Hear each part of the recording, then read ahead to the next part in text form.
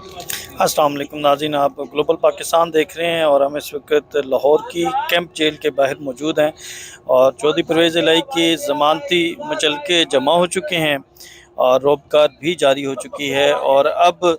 ये हुक्म दिया गया अदालत की तरफ से कि चौधरी परवेज़ इलाही को रिहा कर दिया जाए, लेकिन यहाँ के जो मनाज़र हैं वो कुछ और ही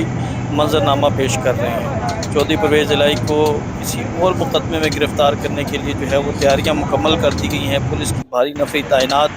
कर दी गई है और ये बख्तरबंद गाड़ी जो है वो इस वक्त यहाँ पर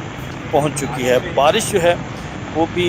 शिद्दत इख्तियार कर चुकी है और इस वक्त जो पुलिस एहलकार हैं वो बारिश से बचने के लिए जो मीडिया की गाड़ियाँ हैं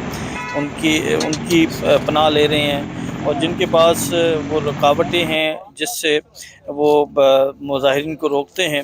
तो वो भी उसका ले रहे हैं। और इस वक्त प्रिजन वैन जो है वो कैंप जेल में पहुंचा दी गई है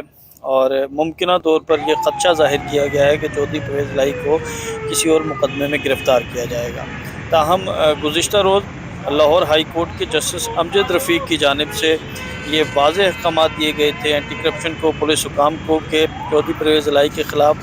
अगर कोई और मुकदमा है तो उसके ख़िलाफ़ उसमें गिरफ़्तार नहीं किया जाएगा। और ये भी कहा गया है कि अगर चौधरी परवेज़ इलाही किसी इंक्वायरी में मतलूब हैं तो उनको जो हिफाजती ज़मानत का हक़ है वो दिया जाता है। वो प्रोटेक्टिव बेल जो है वो लाहौर हाई कोर्ट की तरफ से दी गई थी और ये हुक्म दिया गया था कि चौधरी परवेज़ इलाही को गिरफ़्तार नहीं किया जाएगा। लेकिन आज जो यहाँ की सूरत हाल है वो कोई और मंजरनामा पेश कर रहा है और लग ऐसे रहा है कि जैसे चौधरी परवेज़ इलाही को दोबारा किसी मुकदमे में गिरफ़्तार कर लिया जाएगा। और अब यहाँ पर कुछ सरकारी गाड़ियाँ जो हैं वो भी यहाँ पर पहुँची हैं और कुछ गाड़ियाँ जो हैं वो जेल के अंदर भी गई हैं और